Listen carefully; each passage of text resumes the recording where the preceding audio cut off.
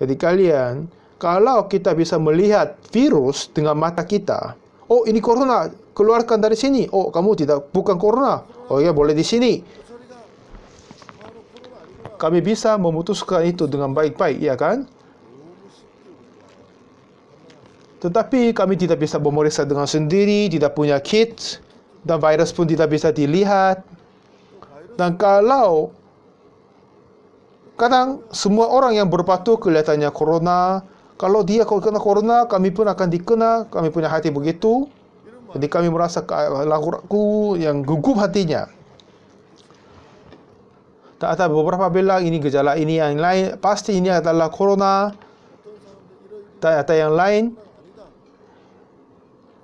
Karena gejala ini atau yang lain enggak ada, jadi ini bukan corona. Semuanya bilang yang beda lagi.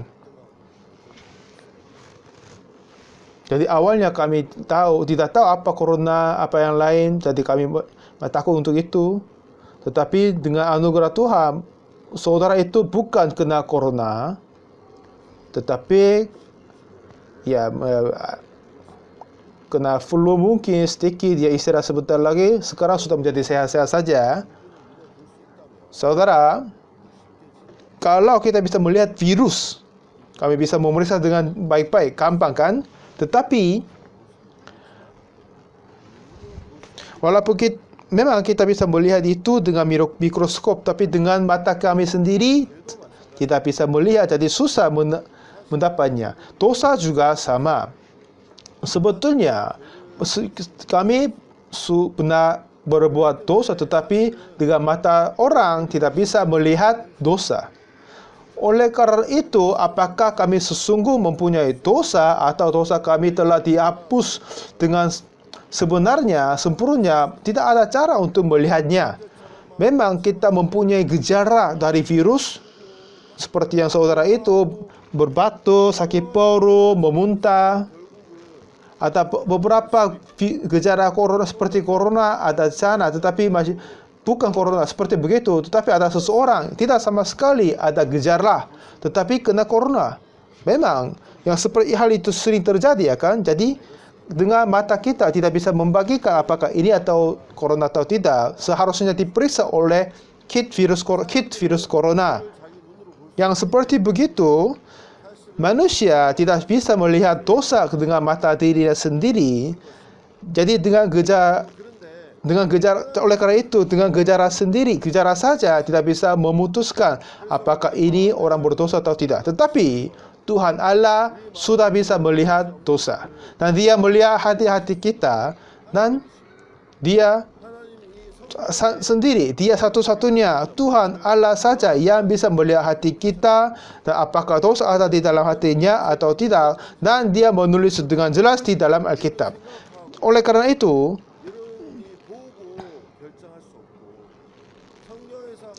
bukan kita memutuskan apakah kita mempunyai dosa atau tidak dengan keputusan atau pikiran sendiri, tetapi kita harus melihat melalui Alkitab dan memastikan apakah aku punya dosa atau tidak. Karena ini, malam hari ini saya mau membagikan bagaimana Tuhan mengatakan tentang kita, tentang dosa. Tadi kita obrol tentang Efesus sedikit. Keselamatan ini akan dijadikan dengan kasih karunia, dengan iman. Kasih karunia ini adalah bukan terkait dengan perbuatan hasil yang baik atau tidak baik. Itu bukan kasih karunia, adalah upah, ya kan? Kasih karunia sebenarnya adalah apa yang Tuhan memberikan kepada kita dengan gratis. Kalau kita berbuat sesuatu baik, tetap kasih, atau tidak baik, harus dikasih, karena akan tetap dikasih. Karena apa? Itu adalah kasih karunia. Itu apa yang kita harus ingat. Dan katanya keselamatan oleh iman. Dan saya mau jelaskan tentang iman juga. Dan iman ini berartinya dengan bukan yang kita melakukan sesuatu, tetapi percaya apa yang Tuhan Yesus melakukan untuk kita. Kalau saya jelaskan ini, Negara Korea ini dijajahi oleh Jepang sejak 1910. Waktu itu, Korea tidak sama sekali mempunyai senjata dan bentuk tentara pun tidak baik, tetapi kalah untuk peperangan oleh Jepang, untuk kalah dan Jepang kalahkan China dan semuanya. Dan bukan Jepang berperang untuk Korea dan menjajahi, tetapi mereka hanya masuk dengan senjata yang besar-besar dan ambil semuanya. Pada waktu Jepang sudah mempunyai tentara yang kuat sekali. 190 itu pada waktu itu kapal yang mempunyai kapal yang bisa mengambil penerbangan itu sudah ada banyak sekali di Jepang, dan di Korea waktu itu masih belum ada. Dan setahu saya sampai sekarang ini Korea masih belum mempunyai kapal yang mempunyai terbang perang. Tetapi Jepang 100 tahun yang lalu sudah tahu kapal itu.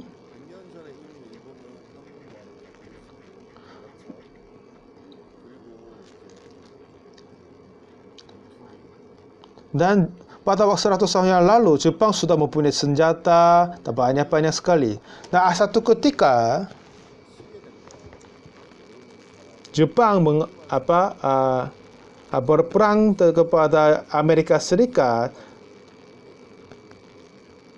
dan memberi bom di Pearl Harbor dan menenggelamkan yang kapal Arizona di Pearl Harbor. Waktu itu penerbangan yang perang tidak meluncur dari tanah Jepang, tetapi mereka diluncur dari atas kapal, karena itu jaraknya jauh sekali.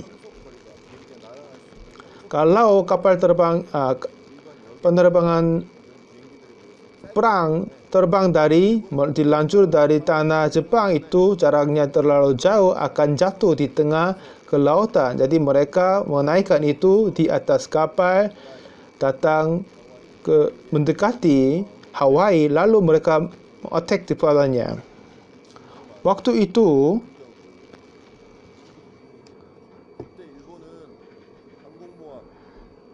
Jepang sudah mempunyai sebanyak tank, penerbangan, senjata, lalu mereka membuat peperangan yang dunia kedua. Walaupun pada waktu itu dibandingkan Jepang sudah mempunyai senjata yang besar-besar, tetapi sebetulnya Korea waktu itu tidak mempunyai tentara yang benar, senjata pun tidak ada banyak-banyak. Kalau Korea melawan tentang Jepang itu sama dengan anjing melawan harimau. Jadi tentara-tentara untuk kemerdekaan dibentuk di tanah-tanah Cina di mana-mana, tetapi pengusahaan dari tentara merdeka itu jauh kurang dari tentara Jepang. Hanya bisa membunuh seseorang saja.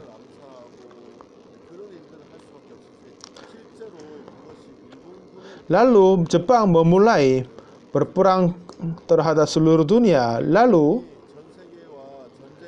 Amerika pun masuk untuk perang itu. Lalu peperangan dunia kedua ini sudah selesai. Mungkin bapak-bapak juga pernah dengar kamikaze, kan?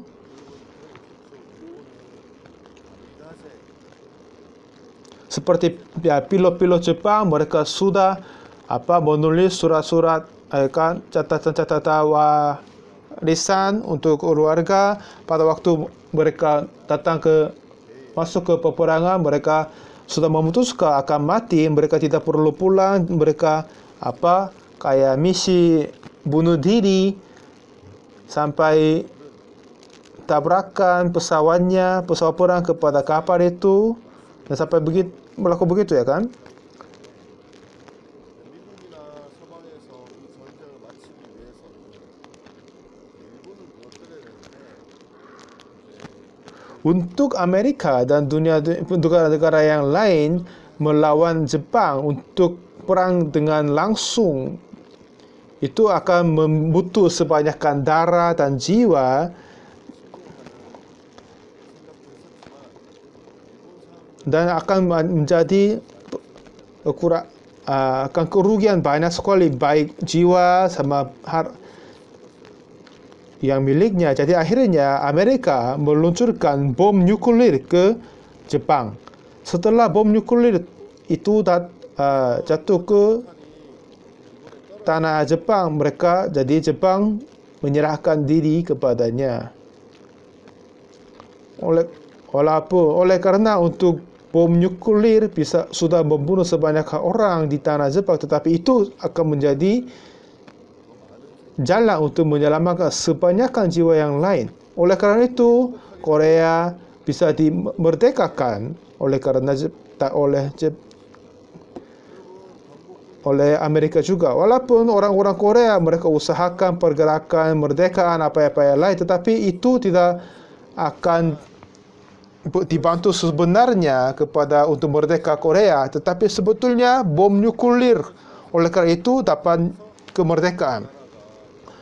Bukan orang. Jadi 우리가 광복을 얻기 위해서 무엇을 한 것이 아니라 Jadi setelah Amerika meluncurkan bom nuklir 미국이 원자폭탄 dan kami orang Korea dengar kabar itu, dan kabar raja dan pimpinan Jepang tanda tangan untuk surat serahkan diri, lalu kami dengar itu terima. Jadi kita bisa dikabari merdeka. Itu seperti iman. Jadi kita manusia tidak akan mengalahkan kejahatan dan dosa. Hanya Tuhan Yesus bisa mengalahkan dosa. Walaupun kami mengusahakan banyak sekali untuk mengalahkan, tidak berbuat dosa, tetapi kami tetap kalah daripada iblis dan berbuat dosa. Jadi Tuhan Yesus yang lebih kuat daripada dosa, Dia menghapus semua dosa kita dengan mati di atas kayu salib dan memerdekakan kita daripada dosa, membebaskan kita daripada dosa. 이미 우리는 광복되었기 때문에 우리가 더 광복하려고 노력해야 Setelah orang-orang Korea dikabari dimerdeka, setelah itu percaya istirahat seperti begitu. Tuhan Yesus telah melakukan semua segalanya untuk kita, untuk memerdekakan kita, membebaskan kita daripada dosa, dan percaya itu dan mendapat isyarat itu berartinya iman sebenarnya. Jadi keselamatan bukan terkait pengusahaan kita tidak melakukan jahat atau melayani mempersembahkan lebih banyak, bukan itu, tetapi hanya butuh dua hal mempunyai dua hal untuk mendapat keselamatan Tuhan, hanya oleh kasih karunia Yesus Kristus, hanya hasil dari Yesus Kristus. 1% pun kalau kita usahakan di dalamnya, itu tidak akan menjadi anugerah. Kami hanya bisa percaya dan menerima apa yang Tuhan Yesus melakukan untuk kita semua. Kita dikabari apa yang melakukan Tuhan Yesus dan terima, itu saja adalah yang iman kepada Yesus. Dan Martin Luther, dia telah mengumumkan reformasi agama dan mengumumkan Injil, dan itu akan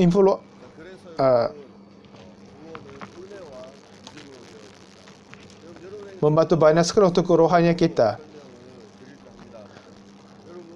Kira-kira 3.500 yang lalu, seorang nama Musa muncul di dalam Alkitab, dan dia naik atas gunung Sinai, terima hukum Taurat dari Tuhan. Tuhan memberikan hukum Taurat kepada Musa.